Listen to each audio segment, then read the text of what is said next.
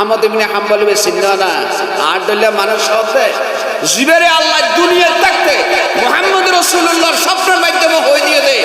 আহমদ ইবনে হাম্বল কোরআন আল্লাহ বলে পৃথিবীর জমিনত বাদশার কারাগারের ভিতরে জেলখানার ভিতরে দৌড়া খাইয়া প্রত্যেক দৌড়া যদি হাতিরে মারে হাতি নরম হয়ে যাবে ফিট পারি যাবে।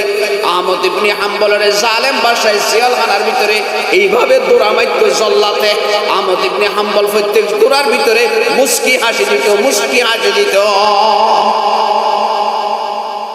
জিয়ালতুল বাইরে আনার পরে আহমদ ইবনে হাম্বল রাহমাতুল্লাহ আলাইহি আল্লাহ স্বপ্ন যোগে হইয়ে ইমাম শাফি রাহমাতুল্লাহ আলাইহি মুহাম্মদ রাসূলুল্লাহ সাল্লাল্লাহু আলাইহি ওয়াসাল্লাম ইমাম শাফির হইয়ে দেও। ইমাম শাফি আহমদ ইবনে হাম্বলের রগই আল্লাহ রাব্বুল ইজ্জতে সন্তুষ্ট হইয়া আহমদ ইবনে হাম্বলের উপর কোরআনের ইজ্জত রক্ষা হইবার লাই পৃথিবীর জমিনত কোরআন রক্ষা হইবার লাই কোরআনের ইজ্জত দোরা খাইয়ে বেথাইয়ে দে জিয়ালের ভিতরে।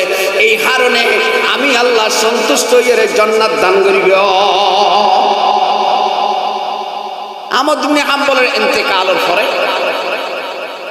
আল্লাহ রাব্বুল ইজ্জত আহমদ ইবনে হাম্বলের লাই দেহই আল্লাহ ডাইরেক্ট কথা হইয়া আহমদ ইবনে হাম্বলের লাই ইন্তেকালের পরে স্বপ্ন যোগে আল্লাহর ওলি দেখি কুশল্লি আল্লাহ আহমদ ইবনে হাম্বল জিয়ালের ভিতরে দোরা খাইলা দেখিলে যে যোগ্য দোরা হাতির উপর মারলে হাতি নরম হয়ে যাইত। জালেম বাদশাহ জিয়ালের ভিতরে তোমার এন্ডলিয়া দোরা মারিয়ে দে আঘাত করিয়ে দে হাল্লাই সহ্য করিয়ে দে। সুবহানাল্লাহ।